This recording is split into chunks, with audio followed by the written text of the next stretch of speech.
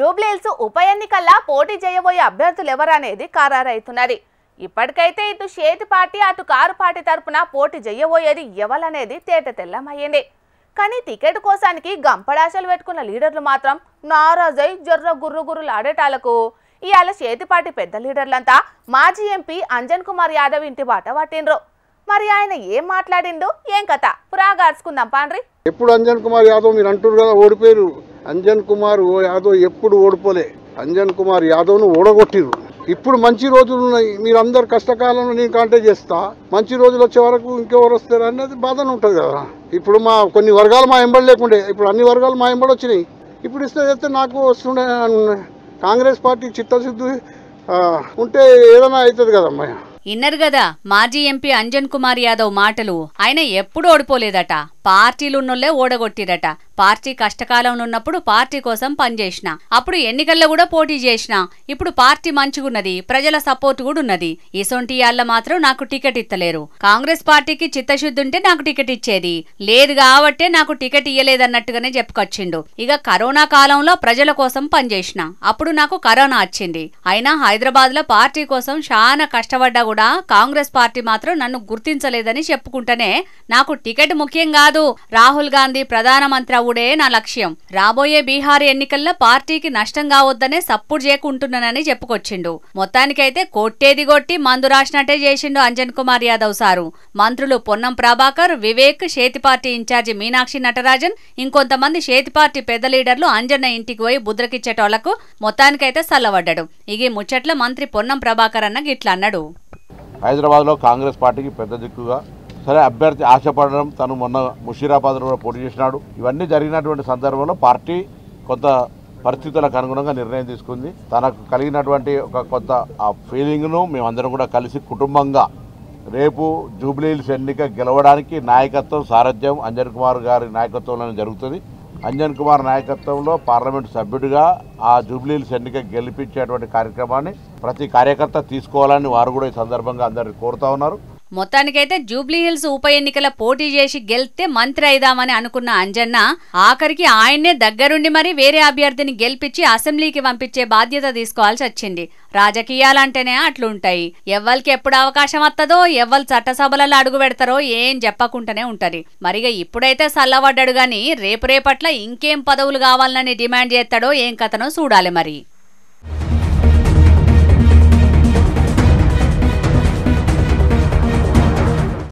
అనుకున్నదొక్కటి అయినది ఒక్కటి, బోల్తా కొట్టింది రే బుల్బుల్ పిట్ట. ఏదో అనుకుంటే ఇంకేదో అయ్యిందే, అంతా భ్రాంతియేనా, జీవితాన వెలుగింతేనా, ఆశ నిరాశేనా, మిగిలేది చింతేనా. సర్లే ఎన్నెన్నో అనుకుంటాం, అన్నీ జరుగుతాయా ఏంటి? ఆగో గీ పిల్లకేమైంది, వరుస పెట్టి వాటలు వాడుతోంది. బాలయ్య బాబు డైలాగులు కొడుతుందని పరేషన్ అవుతున్నారా ఎట్లా? గీ ముచ్చట చూడుండ్రి, మీకే పురాగా క్లారిటీ వస్తుంది.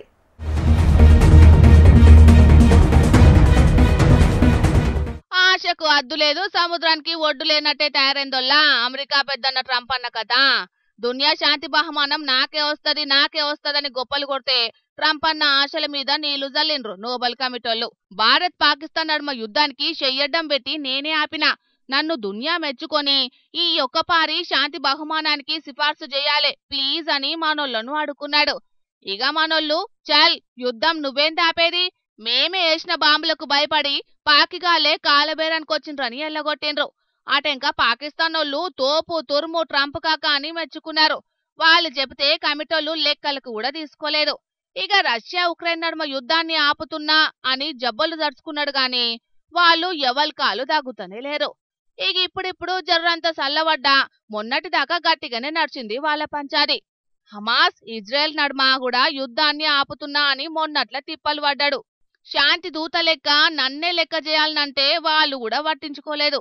ఇక ఇప్పుడు అదంతా సల్లబడి యుద్ధాలల్లా వెనుకకు దగ్గినా లాభం లేకుంటాయింది.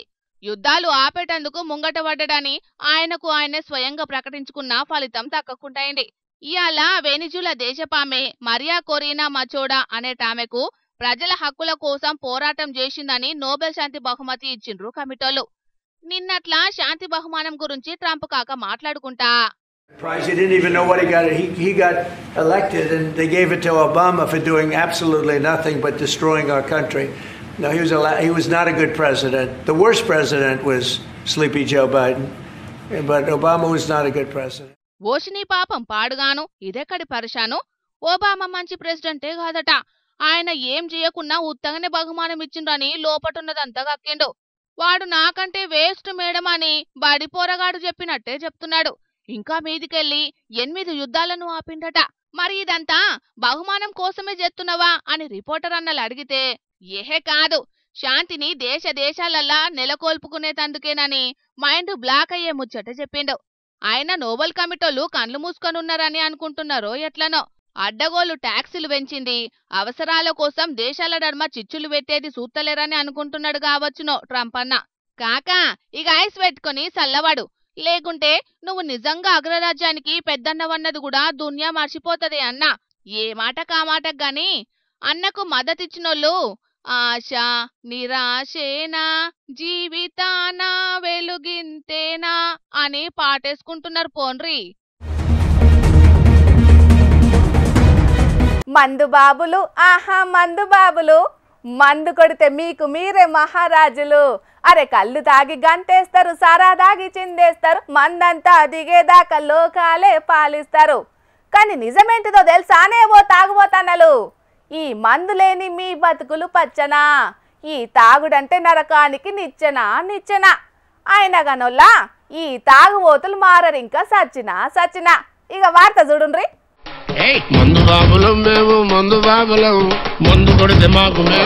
మందు కొడితే మీకు మీరే మహారాజులని తాగుబోతులను ఎందుకన్నారు సమజైందానొల్లా.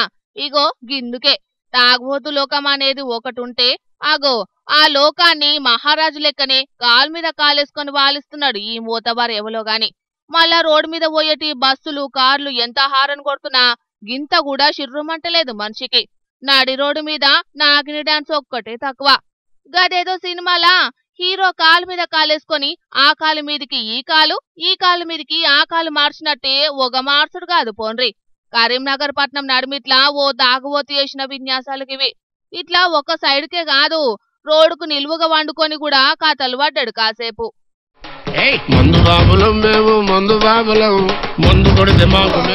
కరీంనగర్ టూటాన్ పోలీస్ స్టేషన్ కాడనట గిది జరిగింది. మత్తు మెదడుకెక్కి మామూలు విన్యాసాలు చెయ్యలే మోతవారి. మందంతా దిగేదాకా కరీంనగర్ పట్నాన్ని వాలించినట్టే చేసిండు. ఈ తాగుబోతు కథలు చేయంగా తొవ్వ వంటి ఒయ్యేటోళ్లకు మస్తు తక్లీఫైంది. తొవ్వకు అడ్డం పండుకున్నోడు హారన్ల దెబ్బకు లేచి చప్పుడు చేయకుండా పోవాలనా లే, మల్లో దమ్ము తొవ్వకు నిలువూత వండుకున్నాడు. మరిగా ఆఖరికి పోలీసులే రంగంలోకి దిగిండ్రో లేకుంటే తాగిందే దిగిందో మనకి తెలియదు గాని పట్నం పబ్లిక్ కు కాసేపు సుక్కలు చూపెట్టిండు ఈ కాక.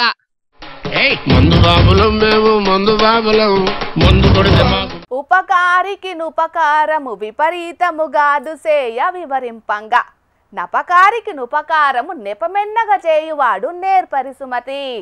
అంటే మనకు మంచి చేసినోళ్లకు మంచి చేసుడు మంచి లక్షణమేనట గాని అదంతా చెప్పుకోదగ్గ గొప్ప ముచ్చటేం కాదట. మరి గొప్పేంటిదయ్యా అంటే మన కీడు గోరినోళ్ళ తప్పులెంచకుండా తిరిగి వాళ్ళకు ఉపకారం చేద్దాం చూసిండ్రా, అగో అదట గొప్ప ముచ్చట. ఇంతకీ ఇప్పుడు ఈ ముచ్చటెందుకంటే పాము అంటేనే అపకారి, అందుకే పాముకు పాలు పోసి వెంచినట్టు అనే సామెత చెప్తుంటారు పెద్దలు. అయితే ఎంత పామైనా అది కూడా ఓ ప్రాణేనుల్లా. దెబ్బ తలిగినప్పుడు పాముకు కూడా మన లెక్కనే అవస్తుంటది. అగో అసొంటి అవస్థే పడ్డది పాపం ఈడగానొచ్చే జేరిపోతూ. కరెంట్ షాకు తలుగుట్లా సావు తప్పి కన్ను లోట్టవైన సామెత అయింది. ఇంకేమైందంటేనుల్లా మహబూబ్ నగర్ జిల్లా జడ్చర్ల పట్టణంలో ఉన్న శ్రీ లక్ష్మీ రాజేందర్ ఇండస్ట్రీ కాడ పవర్ బోర్డులో వచ్చిందట ఈ పాము. ఎలుకల కోసం గిట్లా పోయిందో మన్నో కరెంట్ షాక్ తలిగి కింద పడి విలవిల్లాడిందట పాపం. అంతల్నే ఇండస్ట్రీ ఓనర్ చూసి సర్పరక్షకుడు డాక్టర్ అయిన సదాశివయ్య శిష్యులకు మత్లావు చేసిండట. ఇక వెంటనే డాక్టర్ బూరుగుల రామకృష్ణారావు ప్రభుత్వ డిగ్రీ కళాశాలలున్న జీవ వైవిధ్య సంరక్షణ విద్యా కేంద్రానికి పామును తీసుకుపోయి గాయాలకు మందు రాసి కుట్లుగొట్టి కట్లు కట్టిర్రు. 8 అడుగుల సర్పానికి జీవం పోసే ప్రయత్నం చేసిర్రు.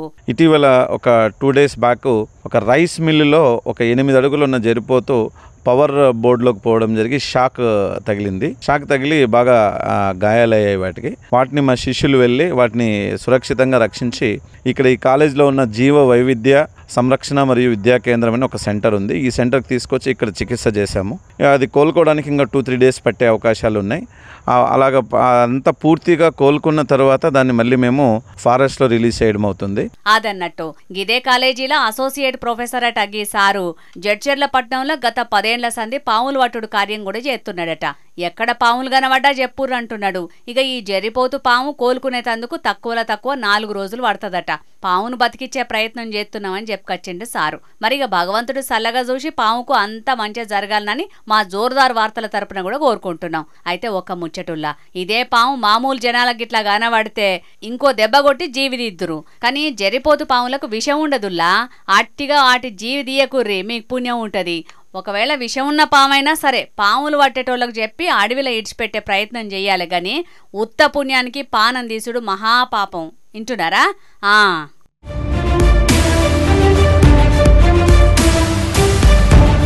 టెక్నాలజీ అంటే బాబు సారు, గదేనోళ్ళ చంద్రబాబు సారు. బాబు సార్ అంటేనే టెక్నాలజీ. దునియాకు కంప్యూటర్ను పరిచయం చేసింది కూడా బాబు సారే అని ప్రతిపక్ష పళ్ళు ఎడ్డిస్తారు. కానీ రాజకీయ లీడర్లలా టెక్నాలజీ వాడుట్లా చంద్రన్న తర్వాతనే ఎవరన్నా. అట్లుంటది మరి సార్ వాడకం. లీడర్లతోని చిన్న మీటింగ్లైనా ఆఫీసర్లను ఉన్న కానుంచెల్లే అద్రియాలనన్నా కంప్యూటర్లా కట్కలొత్తే కానిస్తుంటాడు. అసొంటిది అదే టెక్నాలజీ చేయంగా చంద్రన్న తమ్ముళ్లకు చెప్పుకోలేని తిప్పలొచ్చింది. చూడండి వాళ్ళ గోసెట్లున్నదా. సార్ నమస్కారం సార్. చేశారు సార్. అలాగే sir. Okay sir, thank you sir. ఏం తమ్ముళ్ళు ఆనంగల్ని ఏం మర్చిపోయిండ్రు? భోంచేశారా ఆనంగల్నే బోల్తా పడిపోయిండ్రు తెలుగు తమ్ముళ్ళు. అసలు ముచ్చటేందంటే తెలంగాణలో మొన్నటిదాకా ఓట్ల హవా నడిచింది కదా. దాంట్లో తెలుగుదేశం పార్టీకించి టికెట్ ఇస్తాం వచ్చి తీసుకపోండ్రని తెలుగుదేశం పెబ్బ చంద్రాల సారు లెక్కనే ఏఐ బొమ్మతోని మాట్లాడిచ్చిండ్రట. ఇక ఇంకేముంది, పెద్దసారే ఫోన్ చేసిండని ఖమ్మం జిల్లా సత్తుపల్లి కాడున్న 18 మంది టీడీపీ నాయకులు ముల్లే మూట చదురుకొని విజయవాడకు పోయిండ్రు. ముందుగాల దేవినేని ఉమా పిఏను మాట్లాడుతున్నా మీతోని చంద్రాల సారు వీడియో కాల్ మాట్లాడతాడని నమ్మించిండ్రట. ఇచ్చిన మాట ప్రకారమే చంద్రాల సారు ఏఐ బొమ్మతోని మాట్లాడిచ్చిండ్రు. అన్ని వీడియో కాల్ల మాట్లాడుడు కాదు, ఉత్తగా ఫోన్ కాల్ చేద్దాం మాట్లాడుండ్రని చెప్పిండ్రు. ఇక ఉత్తకాల్లా మాట మార్చి విజయవాడలా ఏడికొచ్చి టికెట్లు తీసుకోవాలనో చెప్పిండ్రు. అందరికందరూ జమై చెప్పిన హోటల్కి పోయిండ్రు. హోటల్ బిల్లు కూడా మీరు కట్టొద్దని చెప్పిండ్రు. మరి పార్టీ టికెట్ అంటే ఉత్తగనే కాదు కదా, మరి ఏదన్నా చదివించుకోవాల్సిందే కదా. టీడీపీలున్న పెద్ద కార్యకర్తలు పిలగాన్ల చదువులకు 35,000 కట్టుండ్రి అనంగాల్నే ఫోన్ పేలో చదివించుకున్నారు. అటెంకా మాపటిలో ఫోన్ చేసి అంతమందిని కలుసుడు కుదరది, 8 మంది ఉండుండ్రని చెప్పి మళ్ళో 10,000 అడిగిండ్రట. అంత మంచిగానే ఉన్నది గాని మాపటిలైంది పొద్దంతా తిన్న బిల్లు కట్టుండ్రని ముంగట పెడితే చల్ మేం బిల్లు కట్టుడేంటిది, మేం సీఎం సాబ్ తాలూకా, మమ్మల్నే బిల్లు కట్టమంటరా అని మస్తు ఫైర్ అయ్యిండ్రు. ఇక ఈ కథ అంతా ఎట్లనో ఉన్నదని ముచ్చట పోలీసులకు చెప్పంగానే వాళ్ళు సీన్లకు ఎంట్రీ ఇచ్చిండ్రు. ముందుగాల దేవినేని ఉమన్న పేరును చెప్పిండ్రు కదా తెలుగు తమ్ముళ్ళు, సీదా ఆయనకే ఫోన్ కొట్టిండ్రు పోలీసులు. ఇక ఇంకేముంది, నేనెవ్వల్ని విలువలే, నాకు ఎవ్వరు తెలియదని చెప్పంగానే తమ్ముళ్ళు షాక్ అయిండ్రు. దొంగ బడివేగాలు ఎవలో బ్రీఫుడ్ మీ అని బాబుసారు డైలాగుతోని నమ్మించి బోల్రేసిండ్రని తిన్న బిల్లు కట్టి పోయిన తవ్వాలని ఇంటికి మళ్ళిండ్రు. పోలీసులు వాళ్ళను దొరకబట్టిండ్రట. కాని చూడుండ్రి టెక్నాలజీ ఎంత పనిచేసిందో. ఇంకో తాపా చంద్రన్న సారే నిజంగా ఫోన్ చేసినా వీళ్ళు నమ్మరు కావచ్చు పోన్రి. ఆశవాహులు చూస్తున్నారు కదా, టికెట్లు అనంగాల్నే టెంప్ట్ కాకుండ్రి, అసలెవలో నకిలీ ఎవరో తెలుసుకోండ్రి. ఇసంటి విషయాలల్లా టెక్నాలజీని జరంత దూరం కొడితేనే మంచిగుంటదనుకోబట్టిండ్రు ఈల మోసాల్ని చూసిన జనాలు. సార్ నమస్కారం సార్. చేశారు సార్. అలాగే sir. Okay sir, thank you sir. మహిళలకు ఉచిత బస్సు పథకం పెట్టి 1,000 రూపాయలు ఆదా అయ్యేటట్టు చేస్తున్నామని 2 తెలుగు రాష్ట్రాల ప్రభుత్వాలు మా గొప్పగానే చెప్పుకుంటున్నాయి. మరిగా ఉచిత బస్సు పథకం జయంగా మహిళలకు అవుతున్న ఫాయిదా ముచ్చట పక్కన పెడితే ఇగో గీల కథ ఎట్లున్నదో చూడుండ్రల్లా.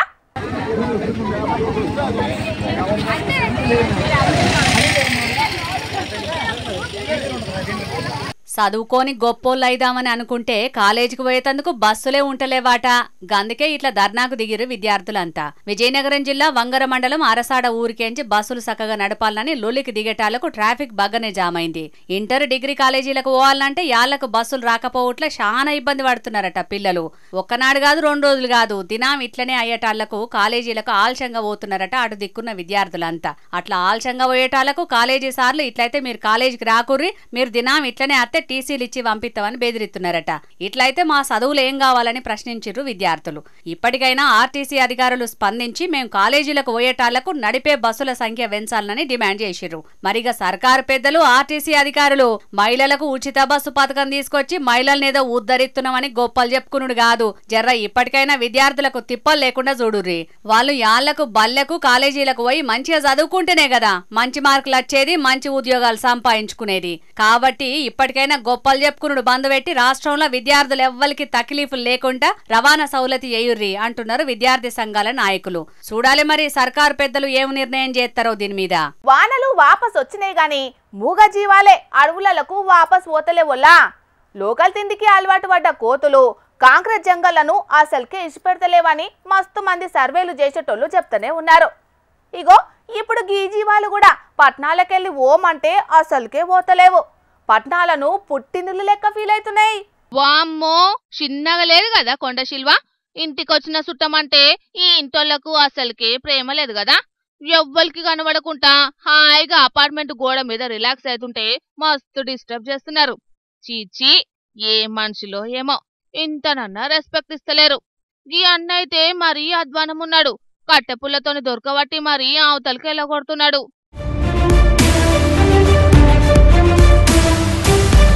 పట్నం దిక్కు బాచ్పల్లి కాడ ఒక అపార్ట్మెంట్ లా గీ ఇంటోళ్ళు ఏసీ పెట్టినరో ఎట్లనో తెలియదు గాని రిలాక్స్ అయిదామని వచ్చింది గీ కొండశిల్వ. అంతటి దానికే ఇంటోళ్ళు దొంగను చూసినట్టు చూసి పోలీసులకు ఫోన్ కొట్టిండ్రు. ఇక వాళ్ళు పాములు పట్టే స్నేక్ సొసైటీలకు కబురు పెట్టిండ్రు. దొంగ కలుగుల జొరి పారిపోతున్నాడన్నట్టే కట్టెలు పట్టుకొని జల్దిన ఊరుకొచ్చిండ్రు. కనికరం చూపెట్టకుండా పట్టుకొని సంచిల జదురుకొని పోయి అడవులు ఇడ్చిపెట్టిండ్రు.